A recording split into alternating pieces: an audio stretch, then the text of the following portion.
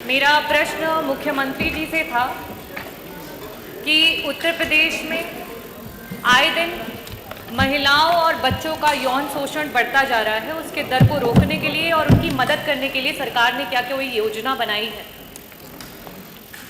मुख्यमंत्री जी, मैं आभार व्यक्त करना चाहूंगी कि आपने जवाब में लिखा कि हाँ, दर बढ़ता जा रहा है।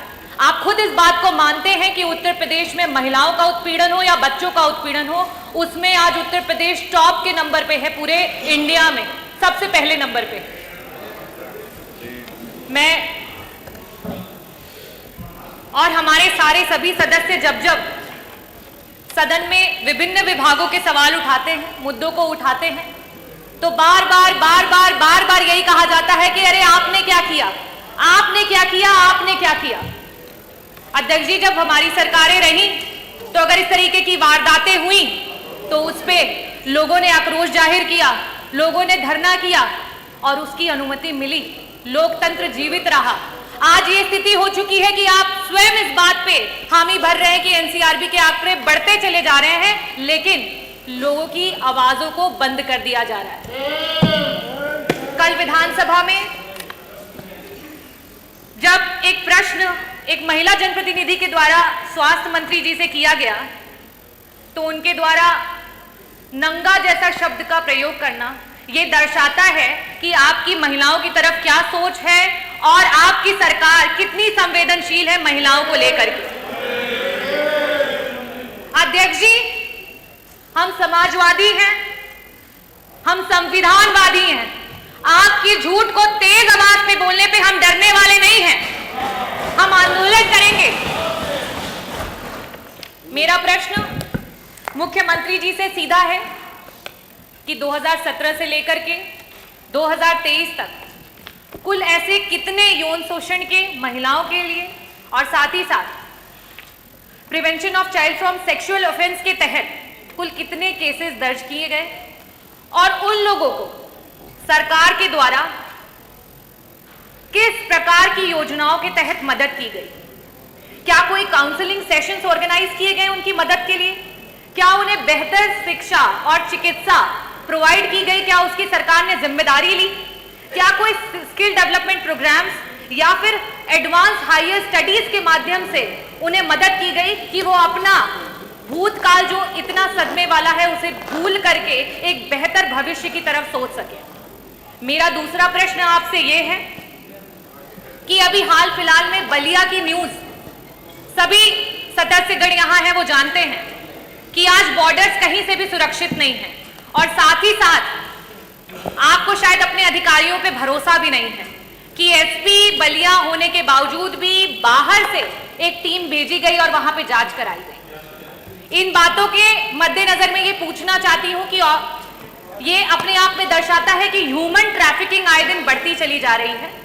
तो 2017 से लेकर के 2027 के बीच में टोटल महिलाओं और बच्चों को लेकर के कितने केस हैं, मुकदमे हैं लापता गुमशुदगी के जो दर्ज हुए और उनमें से कितने लोग आज भी गुमशुदा हैं आपके 8 साल के टेन्योर की सरकार में जिनको आप नहीं ढूंढ पाए हैं? कृपया इसका जवाब दें। धन्यवाद। माननीय मुख्यमंत्री जी।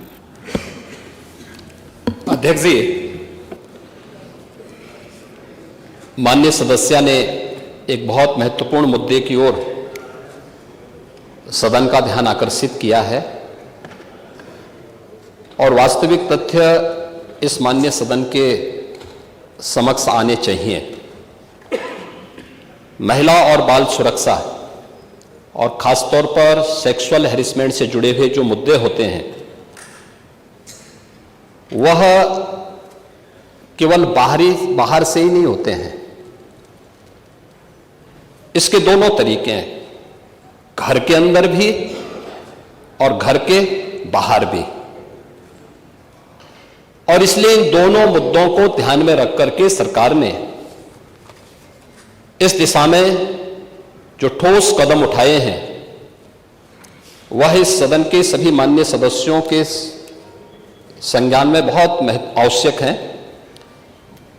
अगर मैं महिला संबंधी अपराध को, जिसमें घरेलू हिंसा से जुड़ी हुई जो या सेक्सुअल हैरेसमेंट से जुड़ी हुई जो मामले होते हैं, इन सब की तुलना करूं तो सबसे पहले माननीय सदस्य को मैं इस बात के बारे में अवगत करा दूं कि 2016 की तुलना में दहेज जैसी घटना के बारे में देखें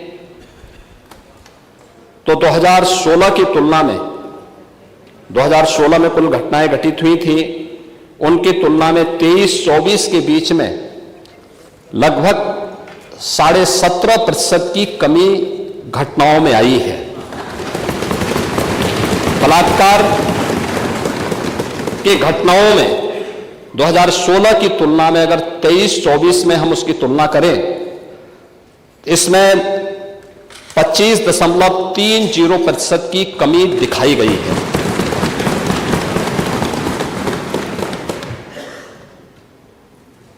लेकिन अगर हम इन सभी बातों को ध्यान में रखें कि 17 से लेकर के 24 के बीच में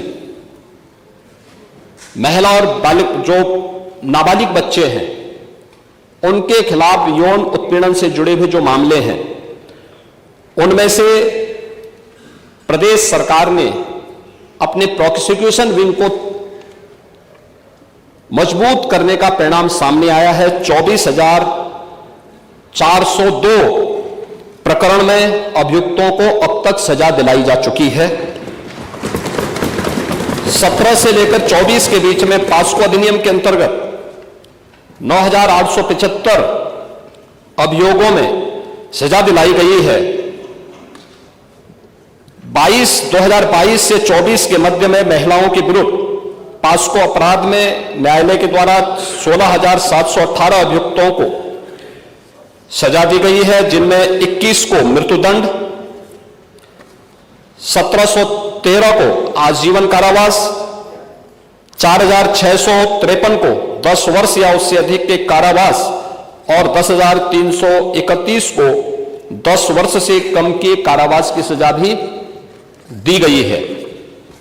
प्रदेश के अंदर अगर हम लोग देखें कि इस दिशा में जो अन्य प्रयास हुए हैं, खासतौर पर भारत सरकार के द्वारा इस प्रकार के मामलों को बहुत ही गंभीरता से लिया जाता है। इसके लिए investigation tracking system for sexual offences के बारे में भारत सरकार ने जो अपना पोर्टल तैयार किया है, इसको हम लोगों ने 2018 में ही, पिछली सरकारें उसके प्रति उतनी संवेदनशील नहीं थी, लेकिन 17 के बाद से हम लोगों ने इस पर काम प्रारंभ किया और अप्रैल 18 में हम लोगों ने इस पोर्टल को एक्टिव करने के साथ ही इस कार्यक्रम को आगे बढ़ाया है। और अगर इसमें हम देखें कि जो प्रॉपर मॉनिटरिंग, फोकस मॉनिटरिंग जो प्रदेश के अंदर हुई है, उसका परिणाम है कि जो पेंडेंसी थी, ये पेंडेंसी एक दिन की नहीं थी, एक वर्ष की नहीं थी, ये वर्षों से पड़ी हुई थी। महिला संबंधी अपराध से जुड़े हुए मामलों में, बलात्कार के मामलों में, नाबालिगों के साथ जो उनके सेक्सुअल हैरेसमेंट से जुड़े हुए जो मामले थे, वर्षों से पेंडिंग थे। उस पेंडिंग्स को पूरा करने के साथ आज मुझे बताते हुए प्रसन्नता है कि उत्तर प्रदेश देश के उन टॉप 3 राज्यों में है जिन लोगों ने पेंडेंसी को पूरा करते हुए, और देश के अंदर जो पेंडेंसी रेट के आधार पर प्रदेश का देश में द्वितीय स्थान, और इन मामलों को, अपराधियों को सजा दिलाने के मामले में, मामलों के पूरी तरह निस्तारण के मामले में देश के अंदर तीसरे स्थान पर उत्तर प्रदेश है। महोदय, ई प्रोसिक्यूशन में उत्तर प्रदेश देश का सबसे बड़ा राज्य है, लेकिन ई प्रोसिक्यूशन प्रणाली को लागू करने वाला राज्य भी है, और इसमें देश के अंदर नंबर 1 स्थान पर यूपी का स्थान है। महिला और बाल अपराध संबंधी अभियोगों के निस्तारण में देश में प्रथम स्थान है। लगभग हमारे 98% से अधिक मामलों का निस्तारण करने में उत्तर प्रदेश आज देश का वह पहला स्थान रखता है। और मैंने जो पहले भी कहा, घरेलू हिंसा से पीड़ित महिला के लिए 181 की एक सर्विस है, और 1090 बाहर महिला संबंधी अपराध के लिए जब कोई घटना घटित होती है तो कोई महिला कॉल करती है तो उस पर तत्काल सेवा उन्हें उपलब्ध होती है।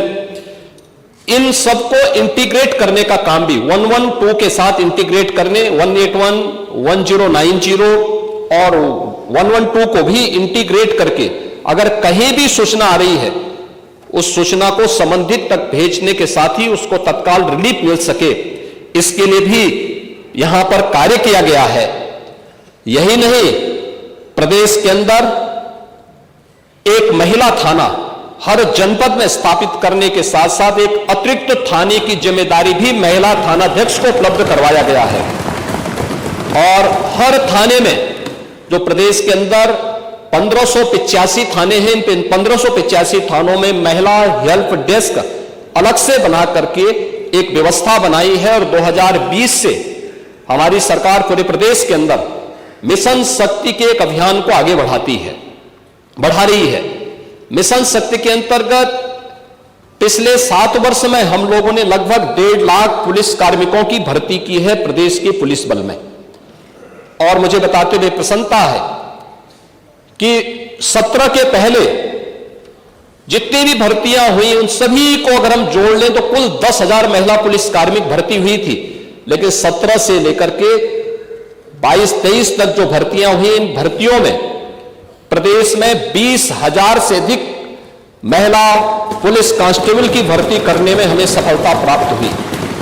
यानी आजादी के 70 वर्षों में जितनी भर्ती हुई थी महिला, उससे दुगनी भर्ती अकेले 5 वर्ष के अंदर हमने पुलिस महिलाओं को यहां पे भर्ती किया। पुलिस की भर्ती में उनकी 20% हॉरिजॉन्टल आरक्षण की व्यवस्था उन्हें प्राप्त हो सके, इसको अनिवार्य रूप से प्रदेश के अंदर लागू किया। लखनऊ, गोरखपुर और बदायूं में महिला पीएसी की बटालियन के गठन की कार्रवाई को भी आगे बढ़ाया। लेकिन जो पुलिस कार्मिक महिलाएं भर्ती हुई थी, वे केवल एक कांस्टेबल के रूप में ऑफिस के कार्य को या थाने तक ही अपने को सीमित न रखे, बल्कि महिलाओं की सुरक्षा के साथ साथ शासन की योजनाओं को महिलाओं तक पहुंचाने के लिए उनकी प्रतिभा का लाभ समाज ले सके, इसके लिए प्रदेश के अंदर 10,000 से अधिक महिला बीट स्टेशन स्थापित किए गए, महिला पिंक बूथ की स्थापना की गई। और यह भी व्यवस्था लागू की गई कि ये महिला बीट पुलिस अधिकारी हर मिशन शक्ति के अंतर्गत वहां पर जाएंगी, वहां पर सप्ताह में एक बार जाकर के महिला संबंधी घरेलू हिंसा का हो या बाहर की सुरक्षा से जुड़े हुए कोई मुद्दे होंगे, इन पे तो चर्चा करेंगे ही, इससे संबंधित समाधान भी निकालेंगे। लेकिन इसके अलावा महिलाओं से संबंधित, उनकी सुरक्षा से संबंधित जो भी, या उनकी स्किल डेवलपमेंट से संबंधित या उनके स्वावलंबन से संबंधित कौन सी स्कीम केंद्र या राज्य सरकार की है, इनसे भी गांव की महिलाओं को अवगत कराएंगे। और ये मिशन शक्ति का एक कार्यक्रम प्रदेश के अंदर लगातार ये जारी है और इसके बहुत अच्छे परिणाम भी हम सबके सामने देखने को मिले हैं। ये सरकार महिला सुरक्षा के प्रति पूरी तरह गंभीर है और उस गंभीरता का परिणाम ही है कि प्रदेश के अंदर इस सरकार ने आने के बाद सबसे पहले शोधों पर लगाम कसने के लिए जो कार्रवाई की एंटी रोमियो स्क्वाड का गठन, उसका एक उदाहरण है। और मुझे बताते हुए दुख है कि एंटी रोमियो स्क्वाड का जब हमने गठन किया था, सबसे पहले समाजवादी पार्टी ने इसका विरोध किया था, उसने विरोध किया था। और मुझे बोलने में भी कोई संकोच नहीं है कि महिला संबंधी अपराध से जुड़े हुए ज्यादातर मामलों में समाजवादी पार्टी से डायरेक्ट या इनडायरेक्ट जुड़े हुए लोग उसमें इन्वॉल्व पाए जाते हैं। और यही नहीं, महिला संबंधी अपराध में ये उस पीढ़ी का प्रतिनिधित्व करते हैं, ये उस पीढ़ी का प्रतिनिधित्व करते हैं जिस पीढ़ी ने कहा था, जिसने कहा था कि लड़के हैं गलती कर देते हैं। ये महिला सुरक्षा की बात क्या करेंगे? ये महिला सुरक्षा के लिए तो समाजवादी स्वयं ही एक गंभीर खतरा है। और इसीलिए महिला सुरक्षा के बारे में प्रदेश सरकार पूरी तरह सचेत है, सक्रिय है। हर बेटी को भी, हर व्यापारी को भी सुरक्षा प्रदान करने के लिए पूरी तरह प्रतिबद्ध है।